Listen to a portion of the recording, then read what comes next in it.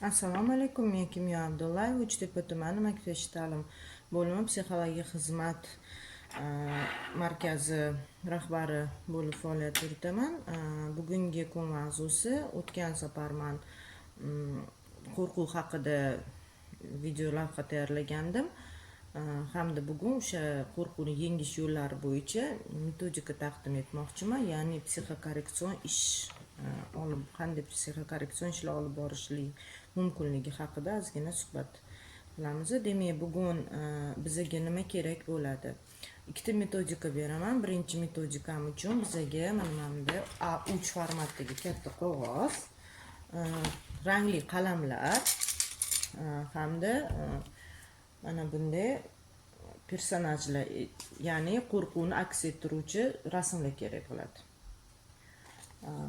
Bu metodika qanday bajariladi?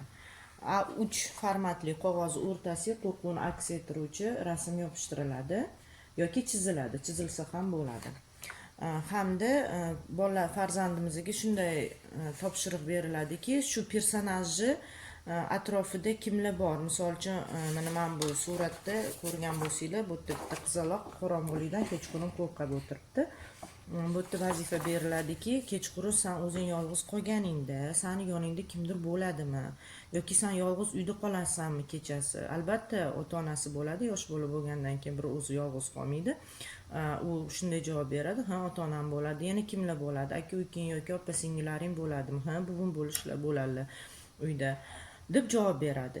Endi o'sha qahramonlarni amalda o'ziga chizdirasizlar. Mana bunday qilib o'rtaga yopishtirib berdingiz. Agar o'g'il bola bo'lsa, o'g'il bola rasmini chizasiz. Agar misol uchun bunaqa rasm surat topa olmasangiz, albatta bitta bola qorong'ulikda o'tirgan bolani rasmini chizib bersanglar ham o'sha narsani bola his qilishi biladi hamda javob beradi. Hamda atrofiga misol uchun mana onam deb rasm chizish mumkin, adam deb rasm chizish mumkin, akasini yoki buvisini. Bundan tashqari, sen o'sha paytda uyda bo'lasanmi degan savol berasizlar. U ha, uyda bo'laman desa, mana uy rasmini chizib, lekin atrofdagi devori o'zingizlar chizib berasizlar. Sababiki uyingiz ham hattoki qo'riqlanadi, hattoki shu uyni ham chetida himoyalanadigan devor bor yoki kechqurungi mana tungi chiroq, stol ustidagi tungi chiroqni chizish mumkin. Maqsad shundaki, mana shu A3 formatli qog'oz to'liq to'lishi kerak.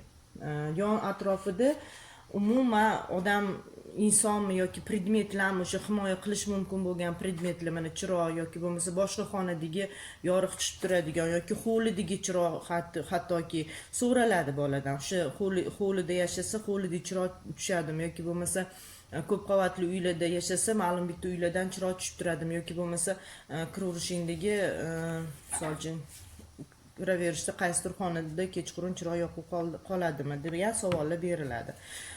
Hamda mana shuni juda ham rang-barang qilib chizib, oxiri yakuni shundan maqsad shuki, rang-barang bo'lib shu qog'oz to'liq to'lishi kerak. Bu metodikani 2-3 marta bajarsanglar bo'ladi, lekin bola tez charchaydi.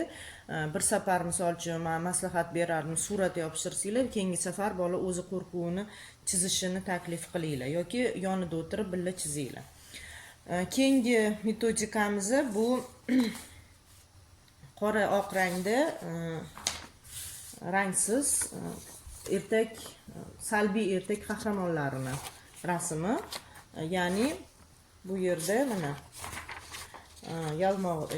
yalmog'iz kampir, bo'ri hamda ajdari rasmi. Mana shu taxminan mana shu personajlardan farzandlarimiz qo'rqadi. Shu personajlarni olib, buni nima qilinadi? Bu personajni olib, buni bo'yaladi hamda atroflarini chiroyli gullar bilan bezatiladi. Biz bilamiz, misol uchun ajdari atrofida faqatgina ozdan misol uchun olov chiqadi, yo'q, balki ozda chiroyli gul olib kelayotgandir. Olovni o'rniga gulga aylantirsanglar bo'ladi o'sha olovni. Xullas, mana shunday qilib personajlarni salbiy personajni ijobiy personajga aylantirishinglar kerak. Maqsad shu. Keyingi talabi bu metodikani misol uchun mana bunday surat yoqimsiz. Bu yerda men maslahat beraman hamda bu metodikani talabi albatta boshida siz buni boshini berasiz. Ya'ni bitta joyini, bitta elementini bo'yab berasiz. Mana men bo'ynidagi taqinchog'ini bo'yab qo'ydim. Mana ko'rdingmi, taqinchog'i qizil rangga kirdi. Endi sen qolgan kiyimlarini bo'yadi, vazifa berasiz. Oxir oqibat shu personajimizni mana bunday to'liq bo'yalgan holda namoyish bo'lishi kerak. Nima uchun bu kerak degan savol. Shundaki har bitta narsani ham oq qorasi yoki bo'lmasa rangsiz narsa bolalarni cho'chitadi. Rangli narsa esa bu art terapiya hisoblanadi. Art terapiya biz bilamizki, bu davolovchi terapiyalardan bittasi hisoblanadi. Demak, bugungi tavsiyalarimiz sizni ish faoliyatingizda